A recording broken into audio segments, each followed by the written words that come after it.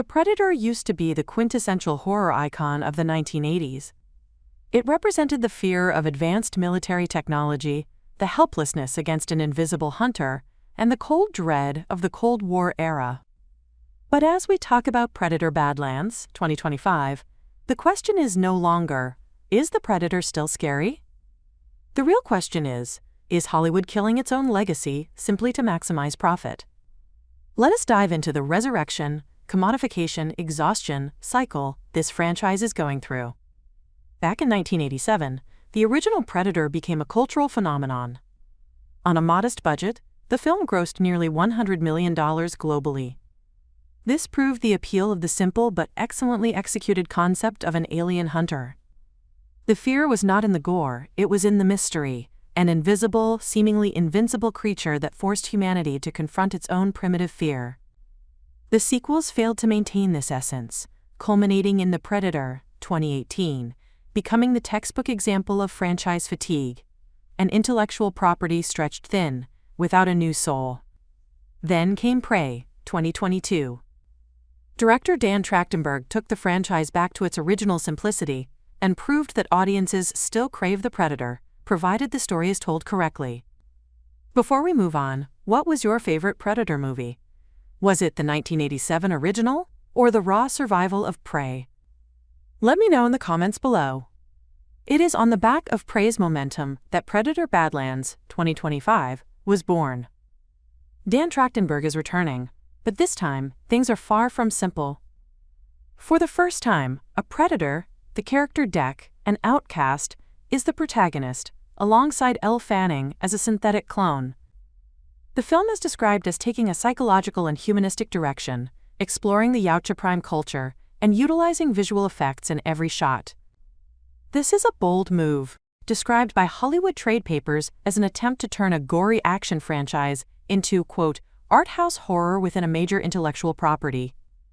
This new direction has support, but the risks are immense. The power of the original Predator lay in its inscrutability.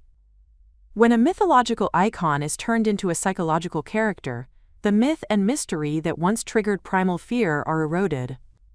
Badlands attempts to fill that void with tragedy, resulting in the audience being invited to sympathize rather than fear. The Alien franchise lost some of its dread when prequels tried to explain the xenomorph's origins. Badlands is on a similar, dangerous path. Modern popular culture tends to demand backstories for its villains. We want to understand rather than just fear. The trend of humanizing the Joker, Venom, or even artificial intelligence reflects this. Badlands exploits this. Deck is an archetype for the outcast, and positioning the audience for empathy allows for market expansion. But when creative decisions are driven by key performance indicators and trailer data, fear is no longer an art material, it is an asset to be optimized. Badlands reflects this logic, humanizing the monster, adding the synth, connecting to the larger cinematic universe. Everything points toward scalability and cross-sell. The industry is chasing down its own legendary beasts to turn them into commodities. Does Hollywood's push for intellectual property synergy ruin good movies for you? Hit the like button if you agree that some monsters should just stay mysterious. So what is the long-term impact? Die-hard fans fear losing the, quote, hunter essence, while new fans may embrace the emotional depth. The industry will watch Badlands as a case study. Can humanizing the monster truly create a sustainable franchise model? Predator Badlands might be a great, emotionally resonant, and subtly directed film.